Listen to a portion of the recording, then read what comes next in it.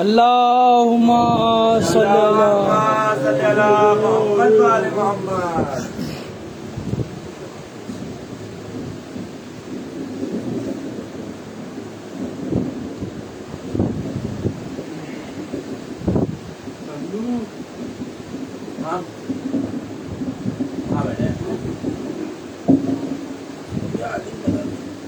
نعرہ صلوات.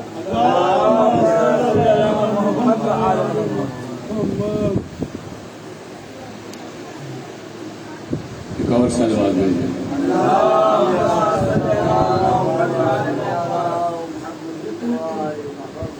جب تک انسانی تصور کا گزر، جب تک انسانی تصور کا گزر کربلا نہ ہو جائے، جب تک انسانی تصور کا گزر کربلا نہ ہو جائے، تب تک انسان جان ہی نہیں سکتا کہ غیرت کے معنی کیا ہے. صلوات بھیجیں.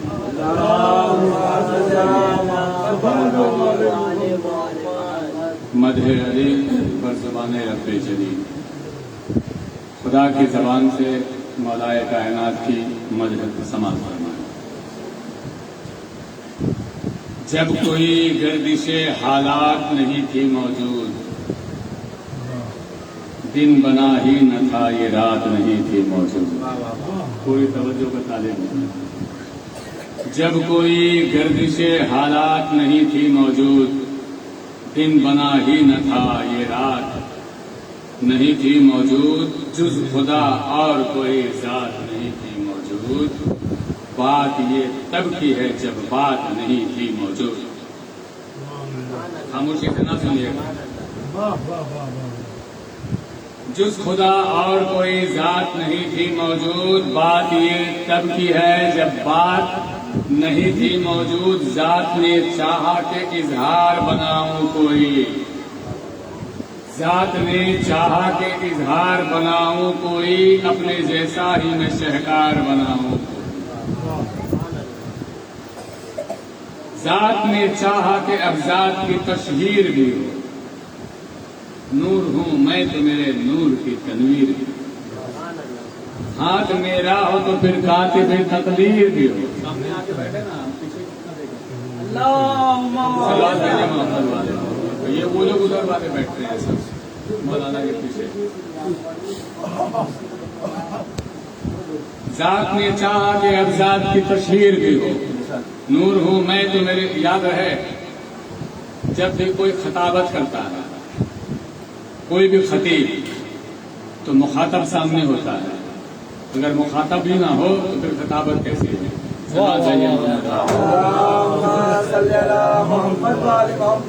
ذات نے چاہا کہ اب ذات کی تشہیر بھی ہو. نور ہوں میں تو میرے نور کی تنویر بھی ہو. ہاتھ میرا ہو تو پھر کاتب تقدیر بھی ہو. میں مصور ہوں تو کوئی میری بھی تصویر بھی ہو. امر سے میرے زمانوں کو بنانے والا کوئی تو ہو میری پہچان کرانے والا. رب نے چاہا میرا شہکار میرے جیسا، اس کے ظاہر میں ہر اظہار میرے جیسا ہو. عالم قدر پہ مختار میرے جیسا ہو. میری مرضی کا خریدار میرے جیسا ہو. اس کے ہر فعل میں افعال میرے جیسے ہوں. اس کے ہر فعل میں افعال میرے جیسے ہوں. میرے چہرے کی خد و خال میرے جیسے ہوں. بھائی سماعت فرمائیں. اپنے ہی نور سے پھر نور بنایا اس نے. غیب وہ خود تھا سو مستور بنایا اس نے. اپنی توحید پہ معمور بنایا اس نے. اس کی شہرت تھی سو مشہور بنایا اس نے. پھر وہ بولا قد توحید ہے قامت اس کی. جب بنا چکا پھر وہ بولا قد توحید ہے قامت اس کی ہے. مجھ اللہ کے دل میں بھی محبت اس کی. پھر خدا عالم انوار سجا کر بولا. اپنے مظہر کو معیار بنا کر بولا. اپنا چہرہ وہ زمانے کو دکھا کر بولا. اپنی تخلیق میں اللہ سما کر بولا. اپنی تخلیق میں اللہ سما کر بولا دیکھ لو غور سے تم سب میرے شہدائی کو، دیکھ لو غور سے تم سب میرے شہدائی کو، اب یہی بانٹے گا اللہ کی تنہائی۔ میری آواز سے میری آواز میں آواز ملائے گا یہی، کہہ کے کن سارے زمانوں کو بنائے گا یہی، خاک سے آدم خاکی کو اٹھائے گا یہی، کام پر سارے فرشتوں کو لگائے گا یہی، میری حکمت پہ اسی کی تو حکومت ہوگی، اس کے چہرے پہ نظر کرنا عبادت۔ میں علی ہوں میرے جیسا ہی جلی یہ بھی، میں جلی ہوں میرے جیسا یہ جلی یہ بھی ہے، میں ہوں عالم کا ولی اور ولی یہ بھی ہے، میں ازل سے ہوں تو نور ازلی یہ بھی ہے، نام میرا ہے علی اور علی یہ بھی ہے، نام میرا ہے علی اور علی یہ بھی ہے، حد امکان میں نہ تم مجھ سے جدا بولو گے، میں نے خود ایسا بنایا کہ خدا بولو، مائک سے ہٹ کے بولا ہوں میں۔ اس کے رتبے کو فقط اعلیٰ نسب سمجھے گا، اس کو کیا سمجھے گا خود اپنا حسب سمجھے گا، اس کو میں سمجھوں گا یا شاہ عرب سمجھے گا، حدیث کی ترجمانی ہے یہ، اس کو میں سمجھوں گا یا شاہ عرب سمجھے گا، کم سے کم جو اسے سمجھے گا وہ رب سمجھے گا، اس کی خاطر سرے دیوار میں ڈر رکھوں گا، اس کی آنکھوں سے میں دنیا پہ نظر رکھوں گا۔ آخری شعر آپ سماعت فرمائیں، میں آخری بیت ہے، غور سے دیکھو میرا ناز ہے میرا حیدر، سر بلندوں میں سرفراز ہے تیرا حیدر، میرا لہجہ میری آواز ہے میرا حیدر، میرے ہر راز کا ہمراز ہے میرا حیدر، منتخب میں نے کیا ہے اسے شاہی کے لیے، ہے یہ کافی میرے ہونے کی گواہی کے لیے، ہے یہ کافی میرے ہونے کی گواہی کے لیے، جو اثر اس کا ہے وہ سارا اثر میرا ہے، جو عیاں اس میں ہے وہ کار ہنر میرا ہے، یہ در علم ہے یہ علم کا در میرا ہے، میں اسے جس میں اتاروں گا، میں اسے جس میں اتاروں گا وہ گھر میرا ہے، کیا سنایا، میں اسے جس میں اتاروں گا وہ گھر میرا ہے، سرے کعبہ یہ ہر ایک جھوٹا خدا توڑے گا، سرے کعبہ یہ ہر ایک جھوٹا خدا توڑے گا، یہ ہر ایک سجدے کا رخ میری طرف موڑے گا، ہر ایک سجدے کا رخ میری طرف موڑے گا، یہ جلالت ہے میری اس سے ڈرے گی دنیا، حکم یہ دے گا تو بے موت مرے گی دنیا، اس کی دہلیز پہ سر اپنا دھرے گی دنیا، دیکھ کر اس کو میری حمد کرے گی دنیا، بادشاہوں کو بھی یہ شاہ نظر آئے گا، تم اسے دیکھو گے تو اللہ نظر آئے گا۔ سلوات بھیج دیں محمد والے، ایک اور سلوات بھیج دیں محمد،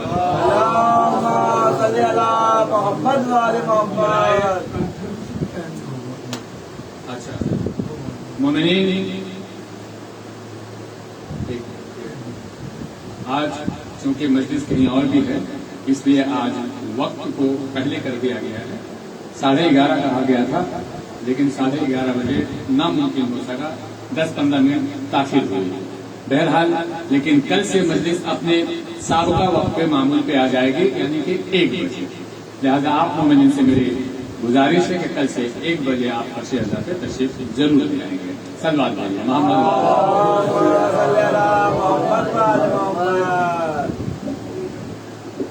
نعرے سلوات، محمد محمد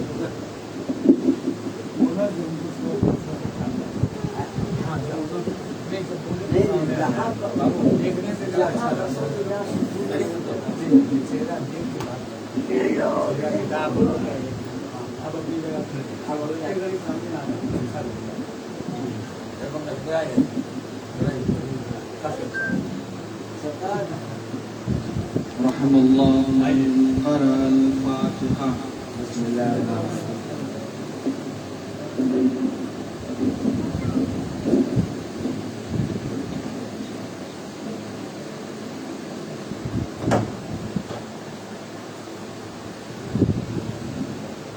لا حول ولا قوة إلا بالله العلي العظيم.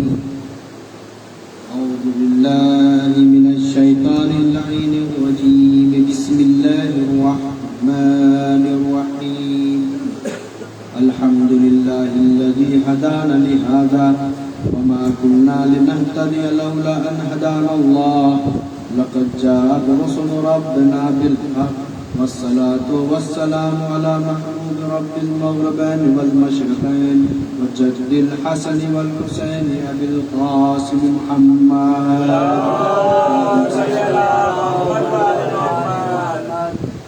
وعلى أهل بيته الطيبين الطاهرين ولعنة الله على أعدائهم أجمعين من يومنا هذا إلى قيام يوم الدين. أما بعد فقد قال رسول الله صلى الله عليه وآله وسلم من بكى أو يبكى أو تباكى وجبت له الجنة. صلوات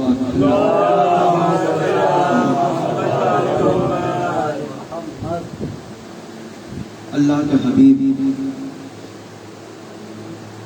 وارث آدم و نوح، وارث ابراہیم و اسماعیل، وارث یعقوب و یوسف، وارث زکریا و یحییٰ، وارث موسیٰ و عیسیٰ، بلکہ کل کائنات کا وارث اپنی صادق زبان سے ارشاد فرما رہا ہے من بکا او یبکا او تباکا وجبت لہ الجنہ، کہ جو کوئی بھی شخص، یہاں پہ یہ نہیں کہا جائے جو کوئی مومن، جو کوئی بھی من بکا، جو کوئی بھی روئے یا رولائے، یعنی ذکر حسین کر کے رولائے، اور تباہ کا یا رونے کی اسی صورت بنائے، وجبت لہ الجنہ، اللہ تعالیٰ اس کے اوپر جنت واجب کرائے، وحرمت لہ النار، اور اس کے اوپر جہنم کے آگ کو حرام قرار دیتا ہے۔ یہ وہ رسول ہے کہ جس کے بارے میں اللہ خود ارشاد فرما رہا ہے وما ینطق الہویٰ ان ہوا الا وحی یوحیٰ، کہ میرا حبیب، میرا رسول اس وقت تک اپنی زبان کو نہیں کھولتا، اس وقت تک نطق نہیں کرتا مگر یہ کہ اللہ کی وحی نازل، یعنی جب اللہ بولتا ہے تب رسول بولتا ہے۔ ایسا صادق کہ جس پر دوست و دوست دشمن بھی ایمان رکھتے تھے کہ وہ یہ سچا ہے، یعنی ان کی صداقت پر ایمان رکھتے تھے۔ رسول اللہ اپنی عمر کے 40ویں سال کے بعد، یعنی انہوں نے تمام کر لیا، 43ویں سال میں رسول اللہ نے اعلان رسالت کیا۔ 40 سال کے بعد انہوں نے کہا کہ میں اللہ کا نبی ہوں، مجھے اللہ نے کتاب عطا کی ہے، میں آخری رسول، میرا نام محمد ہے، مجھے فلاں فلاں کتاب میں فلاں فلاں نام سے یاد کیا گیا ہے۔ اعلان سے تو لوگ دشمن بن گئے، مکہ جتنے بھی لوگ تھے صرف بنی ہاشم اور بنی قریش، یعنی قریش سے بنی ہاشم نکلے ہیں، بنی قریش کے کچھ لوگوں کے علاوہ جتنے بھی تھے وہ سب کے سب رسول کا کٹر دشمن بن کے چلے گئے۔ کیوں؟ اس لیے کہ اب رسول جب اعلان رسالت کر دیا، گویا کہ انکار بت کر دیا، ان کے خدا کا انکار کر دیا، لہٰذا سب کے سب دشمن بن گئے۔ دشمنی کے باوجود وہ لوگ رسول اللہ کے صدق پر ایمان رکھتے تھے۔ ابھی رسول اللہ اعلان رسالت نہیں کیے، یعنی اعلان رسالت سے پہلے بھی رسول پر ایمان رکھتے تھے کہ رسول سے بہترین کوئی امین نہیں، رسول سے بہترین کوئی امانت دار نہیں، ان سے بڑا کوئی سچا نہیں۔ واقعہ بہت مشہور ہے، کل بھی ایک جگہ مجلس سے میں نے پڑھی، دوبارہ سے بیان کرنا چاہوں گا۔ بہت ہی مشہور واقعہ ہے کہ جب مکہ کے رؤساء، یعنی مکہ کے سردار، ہر قبیلہ کے سردار ایک جگہ مکہ کے باہر خانہ کعبہ کے باہر جمع تھے، اب وہ یہ چاہ رہے تھے کہ حجر اسود کو نصب کر دیں، یعنی اس کی جگہ پہ رکھ دیں۔ ہر قبیلہ کا سردار یہ کہتا تھا کہ میں نصب کروں، کوئی کہتا مجھے یہ فضیلت حاصل ہے لہٰذا میں کروں گا، کوئی کہتا میں زیادہ طاقتور ہوں میں کروں، کوئی کہتا میں پڑھا لکھا ہوں میں کروں، کوئی کہتا میرے پاس قبیلہ میں میرا قبیلہ زیادہ بڑا ہے تو میں کروں، یعنی سب اپنے اپنے حساب سے اپنی منزلت کو بتا رہا تھا تاکہ وہ حجر اسود کو نصب کر دیں۔ دیکھیں اسلام سے پہلے بھی حجر اسود معتبر رہا ہے. حجر اسود اسلام سے پہلے بھی معتبر رہا ہے. وہ بت پرست تھے لیکن پھر بھی اس پتھر کا احترام جانتے تھے. بہرحال یہ سارے کے سارے آپس سے بات چیت کر رہے ہیں کہ ہم اسے نصب کریں گے، فلاں کریں گے، ہم اسے نصب کریں. فیصلہ ہو تو کیسے؟ کوئی نتیجے پر نہیں پہنچ پا رہا. تو کسی نے کہا کہ ایسا کرتے ہیں کہ پہاڑ کی طرف سے جو کوئی بھی پہلا شخص آئے گا اسے ہم اپنا ماجرا سنائیں گے اور وہ جس کے حق کا فیصلہ دے گا ہم سب اسے قبول کر لیں گے بغیر کسی چون چرا کے قبول کر لیں گے. تو انہوں نے کیا دیکھا؟ کوئی اور نہیں بلکہ محمد تشریف لا رہے ہیں.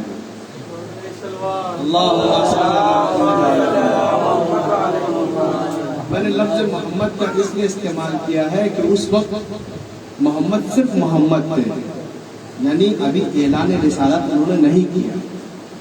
بالقوہ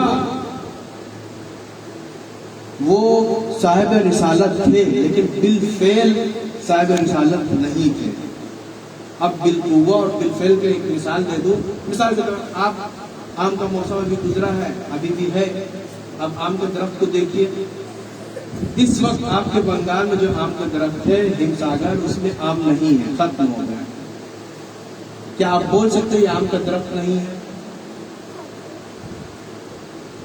آم ہو یا نہ ہو، حقیقت تو ہے جب آم ہو تب وہ آم کا درخت ہے کہ اس میں آم ہے کہ آم کا درخت. لیکن نہیں ہے تو بھی آپ یہ کیا کہیں گے؟ آم کا درخت. یہی کہتے ہیں نا.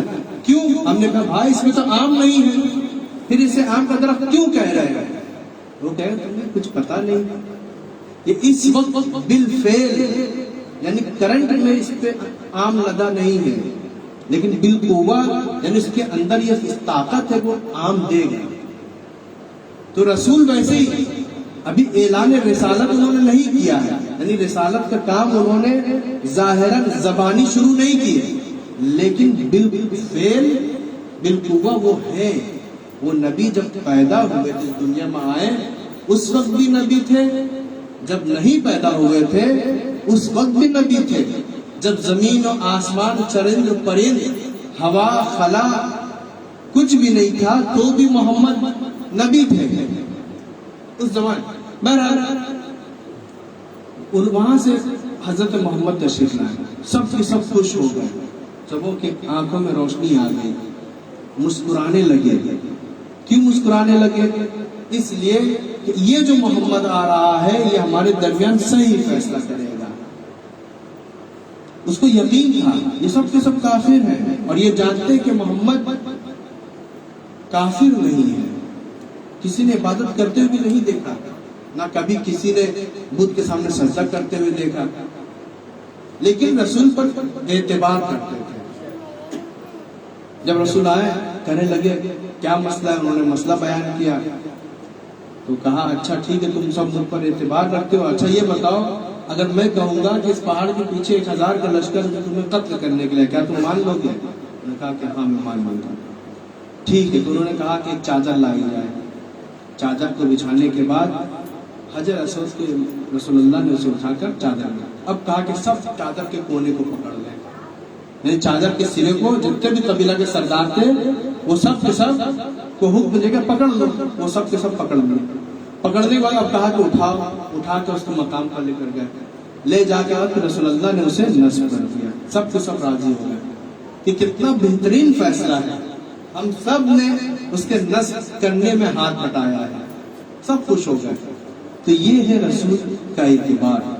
دشمن بھی وہ جانتے کہ یہ ہمارے خدا کی عبادت نہیں کرتا ہے تو بھی رسول کی زبان پر بھروسہ کرتا ہے.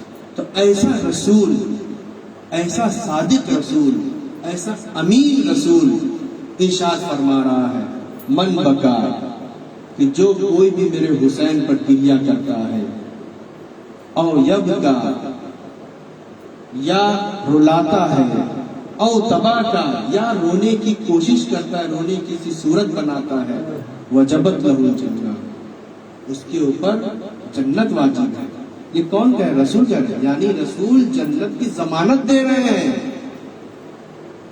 اس کے لیے جنت واجب ہے. وہ یہ بتا رہے ہیں کہ تم جنت میں جاؤ، میں تمہارا ضامن ہوں، تم پر واجب ہے رسول پہ بھروسہ کرو.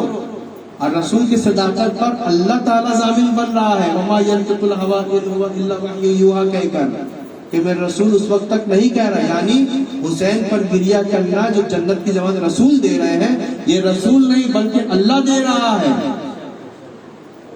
اللہ یہ ضمانت دے رہا ہے کہ تم تو گریہ تو کرو. مقصد حسین کو سمجھو، حسین کس لیے شہید ہوئے، حسین کو یاد کرو، گریہ کرو، تاکہ حسین کا مشن آگے بڑھ سکے. حسین کیوں شہید؟ اس کے مشن کو جب نہیں سمجھیں گے تو ہم آگے کیسے بڑھائیں گے؟ جب تک ہم غور و فکر نہیں کریں گے تب تک حسین کی منزلت کو نہیں سمجھ پائیں گے. گریہ نہیں، بغیر سمجھے بوجھے کوئی حسین پر کیسے گریہ کر سکتا؟ کچھ تو اس کے علم میں آئے گا. لیکن حسین کی ذات ایسی ہے کہ اس کا نام کسی بھی شریف النسب کے سامنے آ جائے تو وہ حساس ہو جاتا ہے. یہ جو نام ہے یہ کوئی عام بندے کا نام نہیں ہے. ایسے ہی علامہ بحر العلوم ایک راستے پر سے گزر رہے ہیں. گزرتے گزرتے چونکہ علماء تھے، بہت بڑے عالم دین تھے علامہ بحر العلوم، اپنے زمانے کے بہت بڑے محدث تھے، تو روایتوں میں چلتے پھرتے وہ غور کیا کرتے تھے. جب روایات اعظم میں سے ایک روایت ان کے سامنے آئی جس میں چھٹے امام فرماتے ہیں من ذکرنا، جو کوئی بھی ہمیں یاد کرتا ہے، ہم اہل بیت کو یاد کرتا ہے، اور ذکرنا عنده، یا اب دوسروں کو یاد دلاتا ہے، یعنی ہمارے ذکر کو دوسروں کے سامنے پیش کرتا ہے. فخرج من عینیہ دمع مثل جناح بعوضہ، اور اس کے ہماری یاد میں اس کی آنکھوں سے مچھر کے، بعوضہ کے معنی یہاں پہ مچھر ہے، مکھی سے بھی چھوٹا جانور حشر ہوتا ہے، مچھر کے پر سے بھی کم اس کے آنکھوں میں اگر آنسو کے قطرے آ گئے، غفر اللہ لہ، اللہ تعالیٰ اس کے گناہوں کو معاف کر دیتا ہے. غفر اللہ ذنوبہ، یعنی اللہ اس کے جتنے بھی گناہ ہیں اسے معاف کر دے. وَلَوْ كَانَتْ مِثْلَ زَبَدِ الْبَحْرِ، اگرچہ اس کے گناہ اتنے زیادہ ہوں کہ دریا میں جیسے جھاگ ہوتے ہیں، اتنے برابر بھی ہو تو بھی اللہ اس کے گناہوں کو بخش دیتا ہے. یہ روایت ان کے نظر سے گزری. اب وہ سفر میں ہے. پہلے زمانے کا جو سفر ہوتا ہے مہینوں کے سفر ہوتے تھے، ہفتے کا، دن کا، کم از کم دن کا سفر. تو اسی راستے میں وہ سوچنے لگے. جب یہ روایت آئی تو بہت امام حسین کو بہت یاد کرنے لگے. یاد کر کے ان کی فضیلتوں کو یاد کیا، خوش بھی ہو رہے ہیں. جب آخر والے امام حسین کے آخری ایام کو یاد کیا تو بہت ہی زیادہ انہوں نے گریہ کیا. جب گریہ کیا تو اس کے بعد پھر اس حدیث پہ غور کرنے لگے کہ اللہ تعالیٰ اتنا زیادہ اجر دے رہا ہے کہ جو کوئی امام حسین کو یاد کر لے، اہل بیت کو یاد کرے، اس کو اور کسی کو ان کے ذکر کو بتائے، اللہ تعالیٰ اس کے سارے گناہوں کو بخش دیتا ہے، چاہے جتنے بھی ہوں. دوسری روایت میں او قلیلا او کثیرا، چاہے کم ہو یا زیادہ، جتنے بھی کم سے کم گناہ اسے بھی معاف کرے گا، زیادہ سے زیادہ گناہ اسے بھی معاف کرے گا. تو غور کر رہے تھے. یہی اتنا میں ان کو کوئی جواب نہیں مل پایا. اللہ ایسا کیوں کر رہا ہے؟ اللہ کسی بندے کو اس کو پوری گناہ کیوں معاف کرے؟ صرف گریہ کرنے کے لیے. ٹھیک ہے، گریہ کرنا بھی چاہیے، اہل بیت کی خوشی میں خوش ہونا، ان کے غم میں غم ہونا، لیکن ثواب اتنا زیادہ، ان کو ثواب کے اوپر زیادہ ان کو غور و فکر کرنے کی ضرورت ہے. لیکن کوئی جواب نہیں ملا. بہت ہی غور کر رہے تھے، چونکہ محدث انسان سے کسی بھی حدیث سے وہ غور کر، لیکن نہیں کر پا رہے تھے. ایک جگہ بیٹھ گئے، آنکھ لگی، دیکھا کوئی گھوڑے کی آواز آ رہی. بیدار ہوئے دیکھا ایک شخص ہے جو نورانی چہرہ والا ایک شخص اس کے قریب آتا ہے اور کہتا ہے بحر العلوم پریشانی میں مبتلا ہو، کیا سوچ رہے ہو؟ کہا کہ میں تمہیں کیوں بتاؤں میں کیا سوچ رہا ہوں، یہ تو خود ایک بحر العلوم جس کے معنی ہی علم کا سمندر ایسا عالم دین، وہ بولے تمہیں کیا مطلب، میں کیا سوچ رہا ہوں، میں سوچ رہا ہوں بس ایک فکر ہے، بولے بیان تو کرو۔ تو کہا کہ مولا کی یہ حدیث ہے، اس پہ غور کرو کہ مولا کس طرح سے اتنا زیادہ ثواب دے سکتے ہیں۔ دیکھیں آنے والا جو سوار کوئی معمولی انسان نہیں ہوتا، وہ کہتا ہے وہ بس اتنی سے مسئلہ ہے، تم پریشان ہو گئے، تمہیں میں ایک مثال دیتا ہوں، اس مثال سے سمجھ لو۔ کہا کہ ٹھیک ہے بتاؤ۔ بولے ایک بادشاہ تھا، وہ آنے والا سوار واقعہ سنا رہا کہ ایک بادشاہ تھا جو شکاری کے لیے اپنے ساتھیوں کے ساتھ، اپنے لشکر کے ساتھ، لاؤ لشکر کے ساتھ وہ جنگل پہ گیا۔ شکار کرنے کے درمیان ہی وہ اپنے لشکر والوں سے جدا ہو جاتا ہے۔ جدا ہو گیا، اب جنگل میں یا کوئی تنہا ہے، کوئی ہے ہی نہیں اس کے ساتھ، کیا کرتا؟ بھوک لگی ہے، پیاس بھی لگ گئی، لیکن وہاں کوئی پانی دستیاب نہیں ہے، غذا دستیاب نہیں ہے، کیا ایسا گزارتا زندگی؟ حالت اس کی خراب ہو چکی تھی، اتنی طاقت نہیں تھی اس کے بدن میں کہ وہ اپنے لشکر والوں کو تلاش کرنے جا کر، بس وہیں پہ پانی کو تلاش کر رہا کہ اسے پانی مل جائے یا کھانا مل جائے کہ کھا لوں، جس میں توانائی تو پھر میں اپنے لشکر والوں کو تلاش کروں۔ اس کے بعد یہ تلاش کر رہا تھا تو دیکھتا ہے جنگل میں جھوپڑی ہے، ایک چھوٹا سا خستہ حال ایک گھر ہے، وہاں پہ ایک بوڑھی عورت ہے اور ایک جوان سا لڑکا ہے، وہ وہاں زندگی گزارتی۔ یہ گیا کہ مجھے کچھ پینے کو دے دو، انہوں نے پینے کو پانی دیا، اب کھانے کے لیے انہوں نے جب مانگا کیا دیتے، وہ لوگ خود ان کے پاس ذریعہ معاش صرف ایک بکری تھی، اس بکری کا دودھ دوہتے تھے، دونوں ماں بیٹا بس وہی پی کے زندگی گزارتے تھے، یعنی غذا ان کی یہی تھی اور پانی تو پیتے تھے اور دودھ ان کا کھانا تھا سمجھ میں۔ لیکن آنے والا جو آیا ہے مہمان بن کر، اسے کیا کھلائے؟ وہ تو بھوکا ہے، وہ کھانا مانگ رہا ہے۔ انہوں نے کیا کیا، چلو مہمان ہے، مہمان کے احترام میں بکری کو ذبح انہوں نے کر دیا، بکری کو ذبح کر دیا، کر کے اسے کھلایا۔ اسے نہیں معلوم، ان دو ماں بیٹے کو معلوم ہی نہیں کہ یہ وقت کا بادشاہ ہے، ہمارے شہر کا بادشاہ ہے، معلوم ہی نہیں تھا۔ اب جب دودھ پلا دیا، کھانا کھلا دیا مہمان کے احترام میں، اب جب دوسرے دن صبح نمودار اس کے لشکر والے خود تلاش کرتے کرتے جھوپڑی تک پہنچ گئے، یہ اپنے لشکر والوں کے ساتھ محل پہنچا۔ محل جب پہنچا یہ سوچ میں پڑ گیا، کیونکہ اس نے حالت دیکھی تھی کہ اس کے پاس صرف ذریعہ معاش صرف ایک بکری ہے اور اسی سے وہ کھاتے ہیں۔ تو غور کرنے کہا کہ میں جو جس جوان بچے کے پاس اور بڑھیا کے پاس تھا، بتاؤ اگر وہ نہیں ہو تو میں تو زندہ ہی نہیں رہتا، اسے کیا دیا جائے کہ اس کا احسان کو میں پورا کر سکوں، میں احسان کو پورا کر سکوں۔ کسی نے کہا 1000 دینار دے دو، کسی نے کہا تمہاری فلاں زمین بہت اچھی ہے وہ اسے دے دو، کسی نے کہا اسے 100 گوسفند دے دو تاکہ ابھی ایک بکری ذبح کی ہے 100 گوسفند دو تاکہ وہ امیر بھی ہو جائے، اس کی زندگی اچھی گزرے، 100 گوسفند دو۔ لیکن بادشاہ نے کسی کا مشورہ اس کے دل پر اثر ہی نہیں کیا۔ بادشاہ خود کہتا ہے میں جب گیا تھا تو اس کے پاس کچھ بھی نہیں تھی، صرف ایک بکری تھی، صرف ایک بکری تھی۔ اللہم صلی علی محمد۔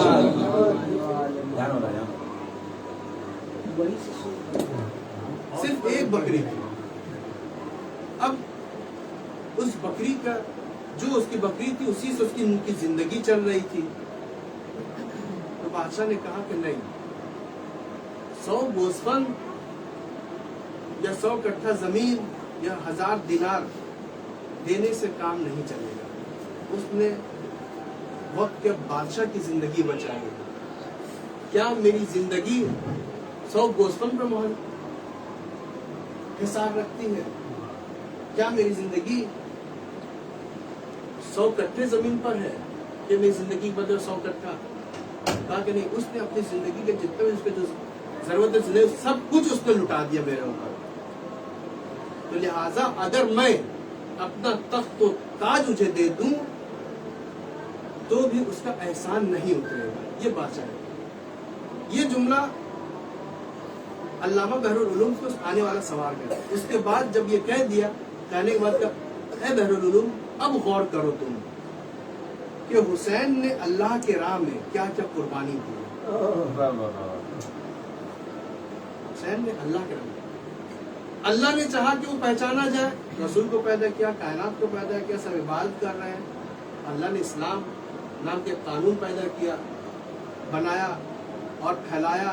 اس کے بعد وہ اسلام جب خطرے میں تھا، یعنی خدا کے بندوں کے درمیان خدا کی وحدانیت خطرے میں تھی، بندوں کے درمیان، بندوں کے دلوں میں خدا کی وحدانیت خطرے میں تھی، اسلام خطرے میں تھا. حسین نے کیا کیا؟ اپنے بچوں کو بھی قربان کیا، اپنے جوانوں کو قربان کیا، اپنے دوستوں کو قربان کیا، اپنے غلام کو قربان کیا، خود شہید ہوئے، ان کی خواتین قیدی بنائی گئی، خیمے جلا دیے گئے. یہ سب اب تم خود ہو. جناب بحر العلوم یہ کہتے وہ سوال ہے. جانتی یہ سوال کون تھا؟ ہمارے آپ کے وقت کے امام ضمانت ہے. انہوں نے یہ مسئلہ حل کر. اب جناب بحر العلوم یہ سوچ رہے ہاں یہ ہو سکتا کہ جب حسین نے سب کچھ اپنا قربان کر دیا تو اللہ کے لیے کیا ہے؟ وہ جلوس پہ ہر قدم پہ اگر 2 عمرہ کا ثواب دے رہا ہے تو اللہ کے لیے کون سی بات ہے؟ اللہ تو ان اللہ علی کل شیء قدیر ہے، وہ ہر چیز اس کے قبضے قدرت میں ہے. اگر وہ کسی بندے کو حسین کے غم میں رونے کی بنا پر ایک عمرہ 1 حج کا ثواب دے رہا ہے، پیدل چلنے کی بنا پہ 2 عمرہ 2 حج کے ثواب دے رہا ہے، یا 1000 نیکیاں لکھ رہا ہے، یا 1000 گناہوں کو مٹا رہا ہے، یا اس پر جنت واجب کر رہا ہے، یا اس کے 1000 گنا درجات کو بڑھا رہا ہے، یا اس کے عظمتوں کو 1,00,000 گنا بڑھا رہا ہے، تو اللہ کے کھاتے میں اللہ کی نعمت میں کوئی کمی آنے والی نہیں ہے. یہی وجہ ہے کہ اللہ تعالیٰ نے کہا کہ یہ جو ثواب ہے ہم تو دے رہے ہیں، یہ تو بہت کم ہے. حسین کو تو ہم نے اپنی پوری مرضی دے دی ہے. اس سے کم پر حسین نے جو قربانی وہ قربانی کے لیے کوئی اجر نہیں ہے. حسین کو اپنی مرضی تک دے دی. اور قرآن میں سورہ فجر کے آخری آیت ہے راضیۃ مرضیہ. اگر حسین تم پلٹ آؤ، تیرا خدا تجھ سے راضی ہے، تو مرضیہ ہے، اب میری مرضی تیری مرضی ہے، یعنی وہیں پہ دے دے. تو یہ مرضی خدا جس کے پاس ہے تو 1000 ثواب 1,00,000 درجات یہ کچھ نہیں ہے. اس واقعے سے ثابت ہے. ایک محرم کا دن تھا، ایک صحابی ریان بن شبیب، ریان بن شبیب بہت ہی نیک، بہت ہی مخلص، صادق، امین، امام رضا کے بہت ہی قریب صحابی کا نام ہے ریان بن شبیب. ہمارے 8ویں امام کی خدمت میں آتے ہیں. ایک محرم میں تھا تو امام سے کہا کہ مولا کچھ بیان کیجیے. ایک محرم تھا، مولا کیا بیان کرتے ہیں ذکر حسین کو چھوڑ کر. انہوں نے کہا کہ آج ایک محرم ہے، آج کے دن اہل بیت پر پریشانی کا دن ہے. یہی وہ محرم ہے کہ جب جاہلیت کے زمانے میں اس محرم کا احترام ہوتا، لیکن ہائے میرے حسین کو قتل کیا گیا، میرے جد کو قتل کیا گیا، مستورات کو قیدی بنائے گئے، ان کے سروں سے چادریں چھینی گئی، در بدر پھرایا گیا، ان کو ستایا گیا. یہ مسائل پڑھنے لگے. پھر فرماتے ہیں کہ امام حسین کے پاس 4000 کا لشکر آنا چاہ رہا ہے. لشکر 4000 کا فرشتوں کا لشکر تھا. وہ آسمان سے چلے کہ ہم جائیں گے امام حسین کی خدمت میں، جا کر مدد کے لیے کہیں گے. لیکن وہ آسمان سے آتے تو دیکھا، جب آئے زمین پر تو کیا دیکھتے کہ امام حسین شہید کر دیے گئے. تو وہیں پہ وہ سب آج بھی وہ 4000 فرشتے یعنی واپس آسمان پر نہیں گئے. یہ مولا فرما وہ 4000 فرشتے امام حسین کی مدد کے لیے آئے تھے اور نہیں کر پائے, دیکھا کہ وہ شہید ہو گئے. تو وہ 4000 فرشتے خدا سے دعا دی پروردگار ہمیں اب آسمان پر مت بھیجنا, ہم حسین کی خدمت میں ہی رہنا چاہتے ہیں اور یہیں پہ رہ کر جو اس کے ظاہر آئیں گے ہم ان کی خدمت میں رہیں گے. ان کے پاس صرف ایک نعرہ ہے, یا ابا نصارت الحسین, قیامت تک ان کا یہی رویہ رہے گا, یعنی جو ظاہر ہے ان کی خدمت کریں گے اور یہ نعرہ ان کا رہے گا. آج بھی وہ فرشتے حرم میں اطراف مزار آقا حسین میں گھوم رہے ہیں. مولا بھی یہاں ختم نہیں کیا, آگے اب بتاتے یہ 4000 کے بعد آگے مولا فرمایا یا ریان بن شبیب, اے ریان بن شبیب, لما قتل الحسین جدی امطرت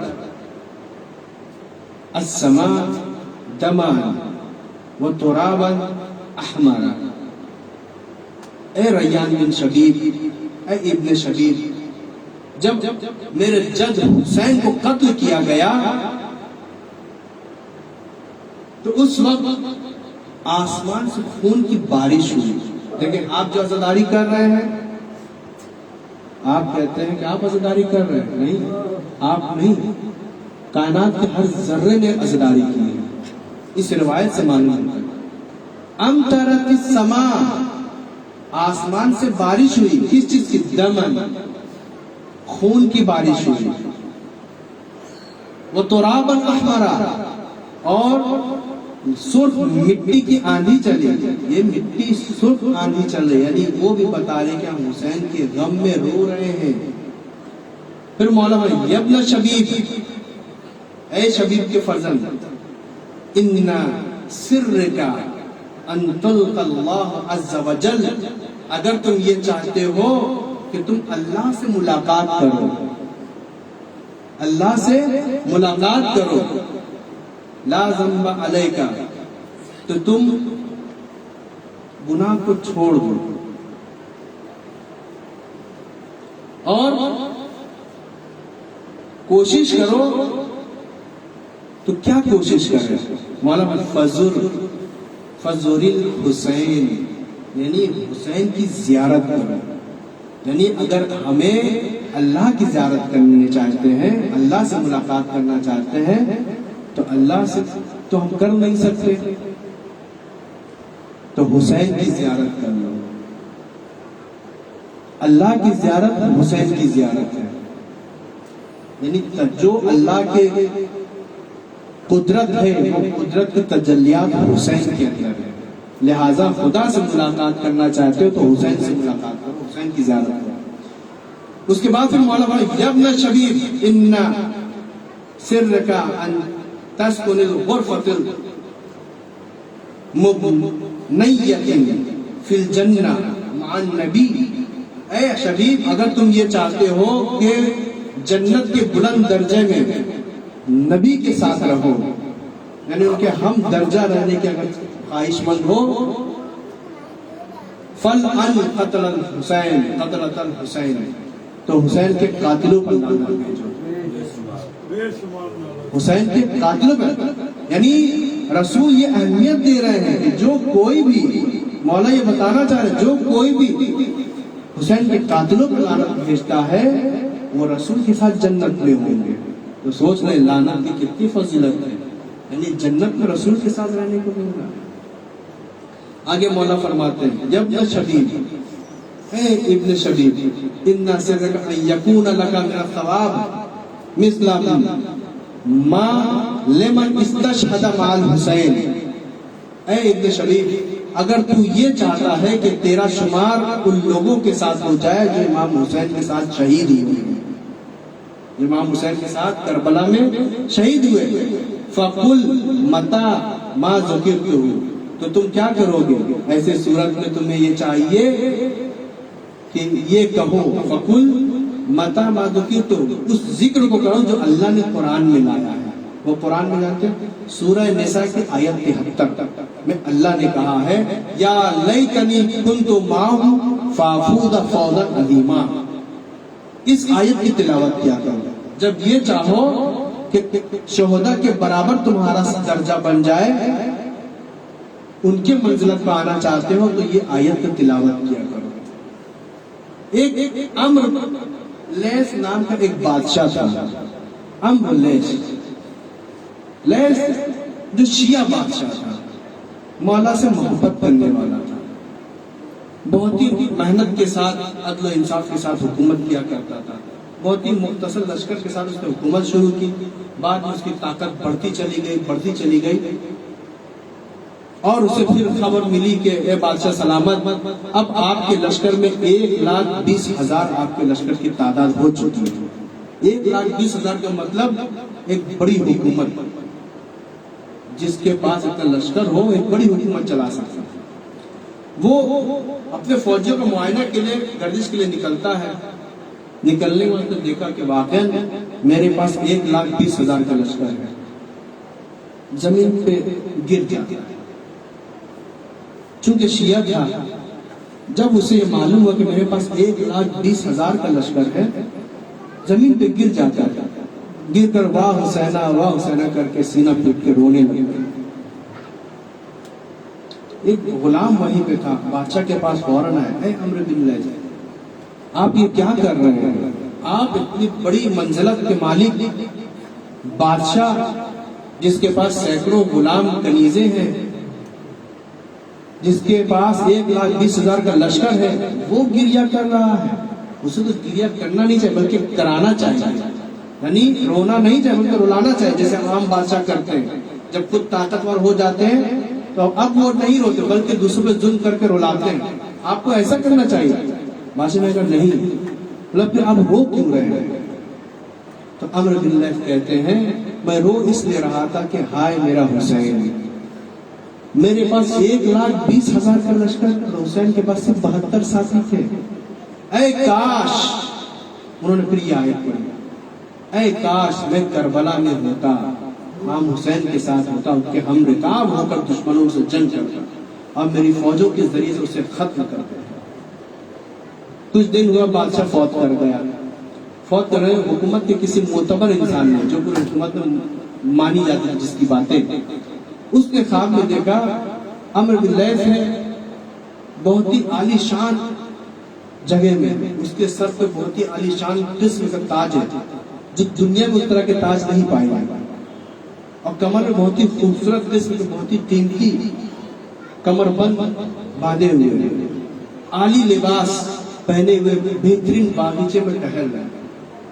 کہا اے عمرو بن لیث، تمہارے پاس اتنی دولت دنیا میں ہم جانتے تھے، لیکن یہ جو دولت ہم تمہارے پاس دیکھ رہے ہیں، اس کا اس تاج کا ایک جوہر اس دنیا سے نہ جانے کتنے گنا مہنگی ہے. یہ سب کیسے ہوا؟ اس نے کہا کہ میں نے جس دن اپنے لشکر کا معائنہ کیا تھا اور امام حسین کو میں نے گریہ کی، اس کے بعد پھر ہم نے یہ کہا کہ اے کاش کہ میں کربلا میں ہوتا، اور ہوتا تو امام حسین کے ہم رکاب ہو کر دشمنوں سے لڑتا اور ان پر شہید ہو جاتا. اللہ نے اس ارادے کی وجہ سے اللہ تعالیٰ نے میری گناہوں کو بخش دیا اور مجھے جنت کی یہ جگہ عنایت کرنے والا. تو یہ سوچے، یعنی صرف اہل بیت کی، امام حسین کی مدد کرنے کا ارادہ اگر ہو جائے تو اللہ تعالیٰ اس منزلت کو ہمیں عطا کر دیتا ہے. ایسے ہی مولا نہیں فرما رہے کہ جو کوئی بھی یہ چاہتا ہے کہ شہداء کربلا کے ساتھ ان کی جیسے منزلت حاصل ہو جائے تو اس آیت کی تلاوت کرے، اس خواہش کو ظاہر کرے. لیکن ہائے میرا حسین کربلا میں اکیلے، انصار شہید ہو رہے، اور شہید اور کے بچے بھی شہید ہو رہے، اور کے بھائی غلام شہید ہوئے، جون جیسے مخلص صحابی بھی شہید، زہرتین بھی شہید ہو گئے، حبیب ابن مظاہر بھی شہید ہو گئے.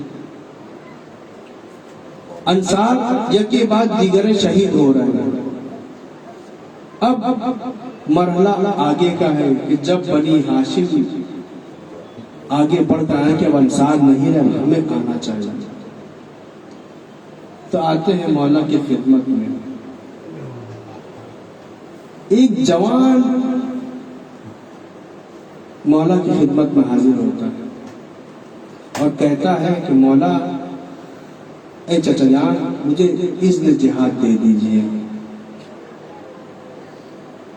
اس جوان کو کسی اور نے پالا نہیں تھا، بلکہ ام المصائب حضرت زینب سلام اللہ علیہ نے پالا۔ اللہم صل علی محمد۔ پرورش یہ بہترین طریقے سے کی کہ جوان خود آ کر کہتا ہے مولا مجھے، اے چچا جان مجھے اجازت دیجیے، اے بابا مجھے اجازت دیجیے، لیکن مولا حسین ہے، اپنے بیٹے کو کیسے اجازت؟ ایک جگہ کچھ بچے کالج میں پڑھتے تھے، کچھ بچے کالج میں پڑھتے تھے، اور وہاں پہ ایک پروفیسر تھے جن کا جوان بیٹا وہیں پہ کالج میں ہی پڑھتا تھا، وہ خود پڑھاتے تھے اور بچے بھی اس کے خود کالج میں پڑھتے تھے۔ اس کے سامنے کچھ بچوں نے اس کے بیٹے سے لڑائی کی، تو وہ باپ ہے، اس کے بیٹے کو زدوکوب کیا گیا، وہیں پہ بہت ہی زیادہ رویا، اتنا زیادہ رویا کہ غشی کے عالم میں تھا، لوگوں نے پانی چھڑک کے بیدار کیا۔ تو وہ کہتا ہے میں کیسے اپنے جوان بیٹے کو مار کھاتا دیکھ سکتا ہوں؟ میں کہوں گا پروفیسر اپنے بیٹے کو کچھ لڑکوں کے ذریعے سے جس کے ہاتھ میں کوئی ہتھیار نہیں، جنہوں نے تمہارے بچے کو مارا، تمہارا بیٹا زخمی بھی نہیں ہوا، صرف چوٹ لگی، تم اتنا زیادہ روئے کہ غش کھا گئے۔ لیکن آ کر دیکھو کربلا کے میدان میں میرا حسین ہے جو اپنے جوان بیٹے علی اکبر کو اذن جہاد دے رہے ہیں۔ مولا علی اکبر جب خیمے سے نکل رہے تھے نا، ایک مرتبہ خیمے کا پردہ اٹھتا ہے پھر گر جاتا ہے، پردہ اٹھتا ہے پھر گر جاتا ہے، کئی مرتبہ ایسا، کچھ روایت میں کہ 30 مرتبہ ایسا ہوا کہ پردہ اٹھتا تھا، علی اکبر اب نکلیں گے، پھر پردہ اٹھتا۔ جتنی بھی پھوپھیاں تھیں، ماں تھی، بہنیں تھیں، کوئی بھی جہاں اکبر کو اجازت نہیں دیتی، چھوڑتی تھی، پھر علی اکبر کو دوبارہ واپس لیتے کہ میرا جوان علی اکبر کو کیسے چوندنی کی چاند کی طرح سے چہرہ چمکنے والا علی اکبر بہت ہی اس طرح سے خیمے سے نکلا جیسے کسی جوان کا جنازہ خیمے سے نکل رہا ہے۔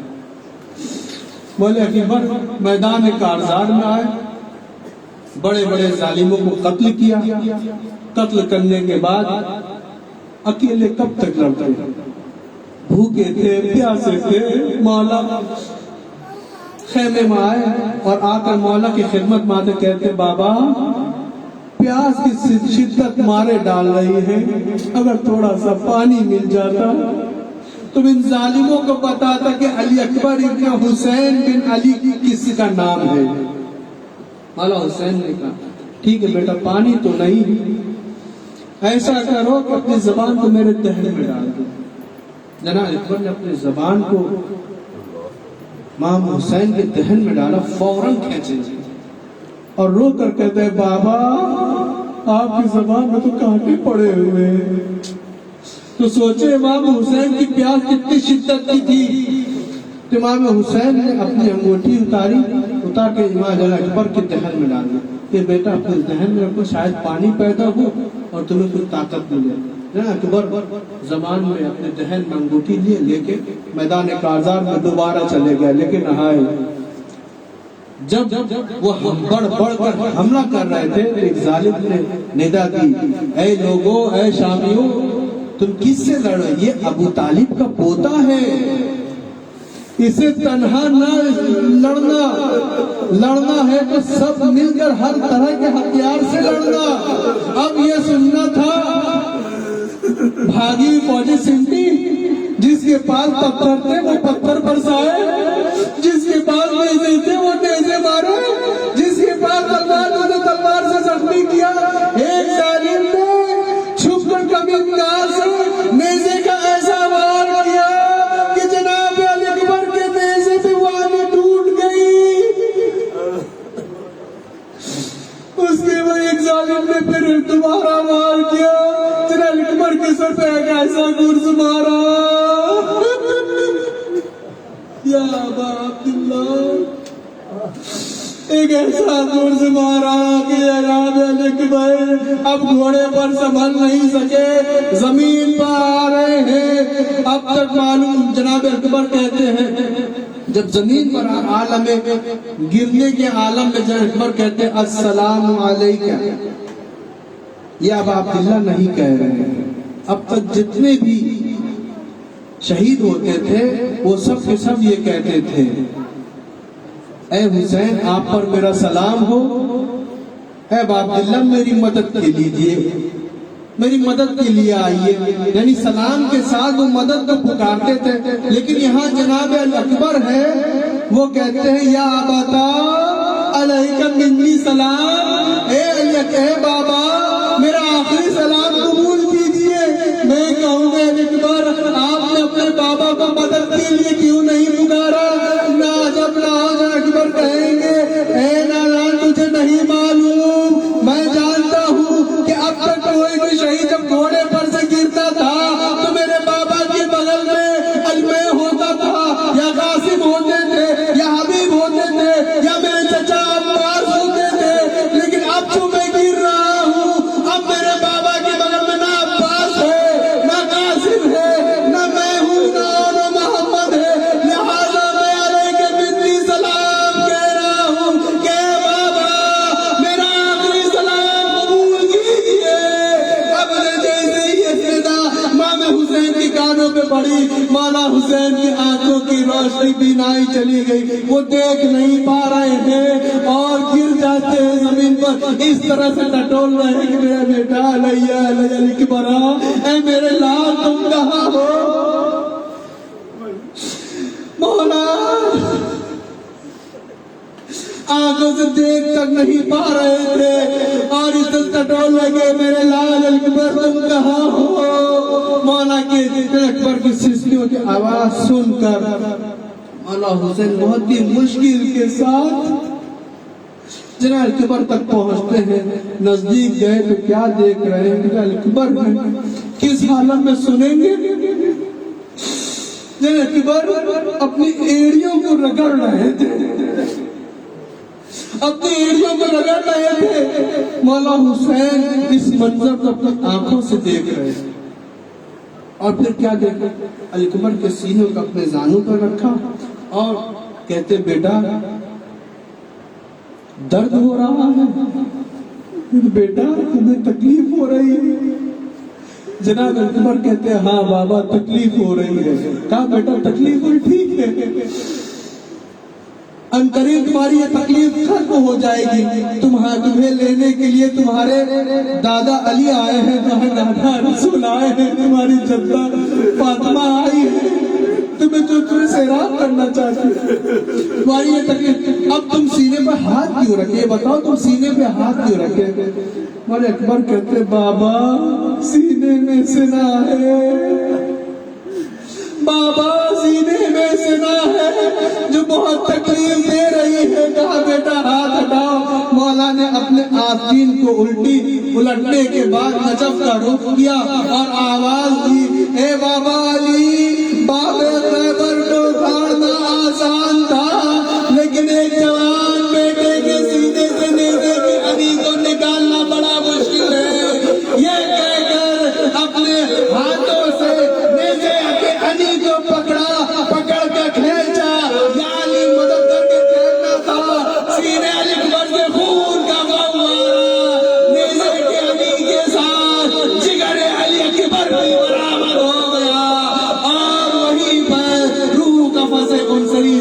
आवाज कर इन्ना लिल्लाहि व इन्ना इलैहि राजिऊन रिदन बिक़ज़ाए व तस्लीमन लिअमरिhi अला लानतुल्लाहि अला क़ौमिज़ ज़ालिमीन। परवरदिगार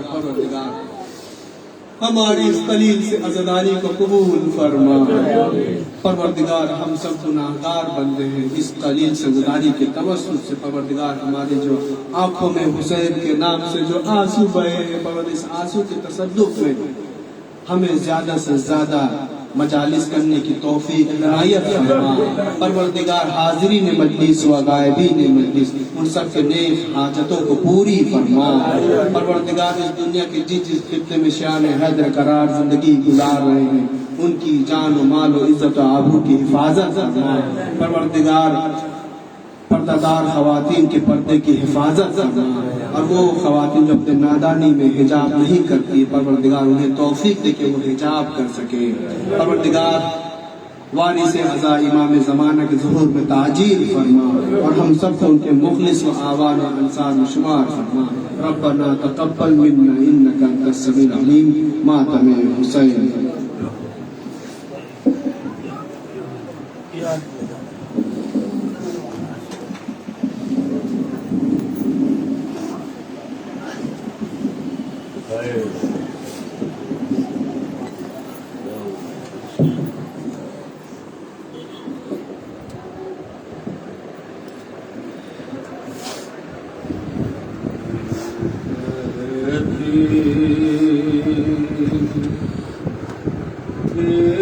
सकीना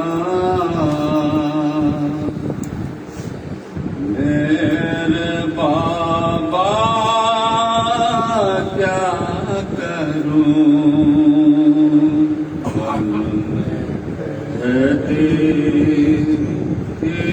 सकीना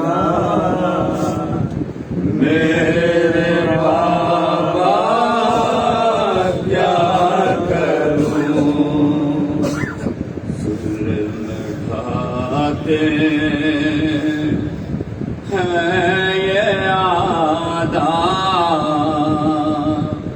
मेरे बाबा क्या करूं, बन में कहती बीबी शकीला सलाम अपने बाबा से बयान करी आप बजा समात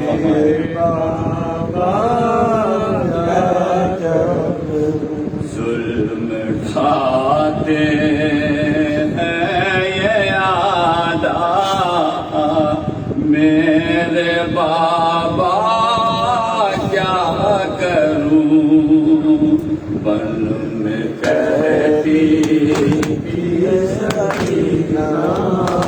मेरे बाबा क्या करूं, किससे बोलूं हाल दिल रू दाद हम कैसे कहूं,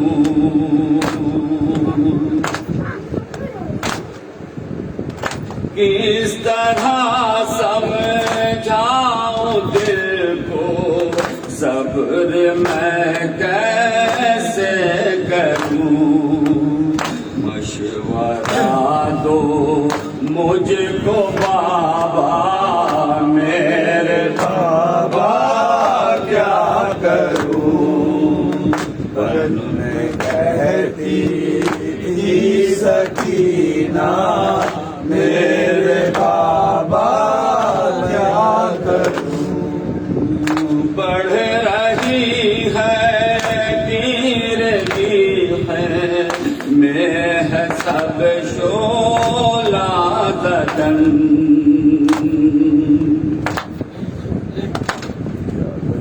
छिल चुकी है चादर अब बंधने वाली है रसन, कश में है भी मार मैया मेरे बाबा क्या करूं, बन में कहती है सकीना मेरे बाबा क्या करूं, کربلا کی خاک ہے سر پر لبوں پہ تشنگی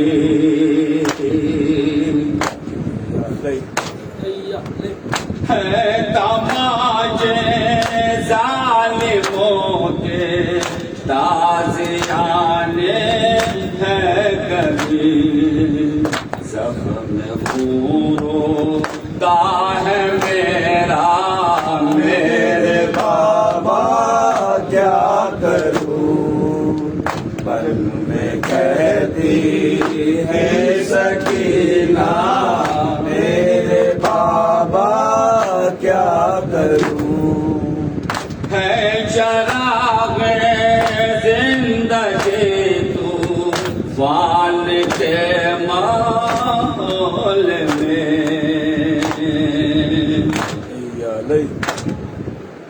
میں بہت بے چین ہوں زندان کے ماحول میں دم یہاں گھٹتا ہے میرا میرے بابا کیا کروں بل میں کہتی ہے سکینہ میرے بابا کیا کروں تشنگی لاچار کی افسردگی ہے اور میں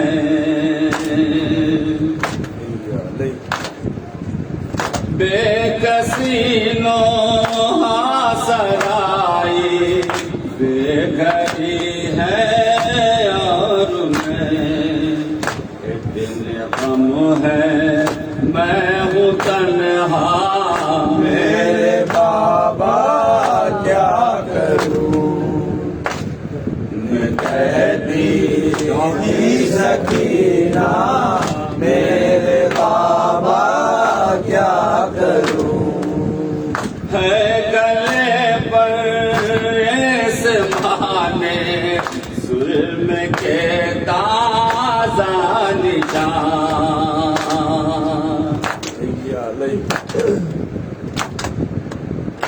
اشک ہے آنکھوں سے جاری خون ہے کانوں سے رواں رخ تماچوں سے ہے نیلا میرے بابا کیا کروں پر میں کہتی تھی سکینہ میرے بابا کیا کروں دل شکستوں کے لیے اسباب دل جوئی نہیں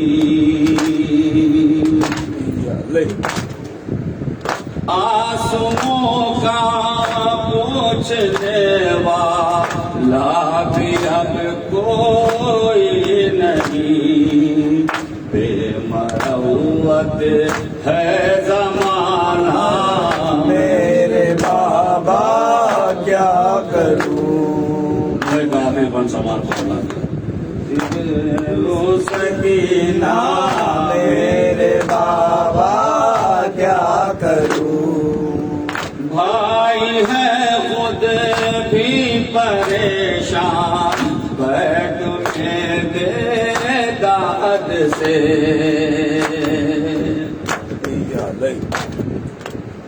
ایسی صورت میں بابا سید سجاد سے اپنی حالت کا میں شکوا میرے بابا کیا کروں بل میں کہتی تھی سکینہ میرے بابا کیا کروں کانپتا تھا لاش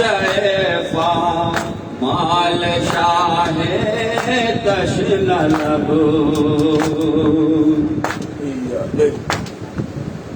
کیا گزرتی ہوگ شہ پر نازنوں تبریز جب بن میں کہتی تھی سکینہ میرے بابا کیا کروں ظلم ڈھاتے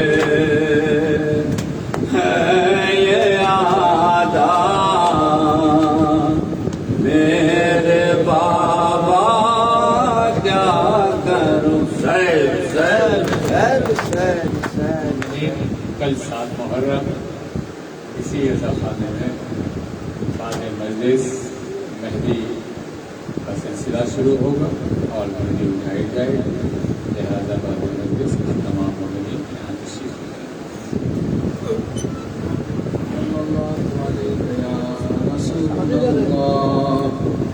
السلام عليك يا عبد الله وعلى الأرواح التي حلت بفنائك عليك مني سلام الله يا مكان ما بقيت وبقي الليل والنهار ولا جعله الله وأهل الأرض مني بزيارتكم السلام على الحسين وعلى علي بن الحسين وعلى أولاد الحسين وعلى أصحاب الحسين جميعا ورحمة الله وبركاته السلام عليك يا غريب الغرباء السلام عليك يا معين الضعفاء والفقراء السلام عليك يا سلطان العرب والعجم روحي وجسمي لك الفداء ورحمة الله وبركاته السلام عليك يا صاحب العصر والزمان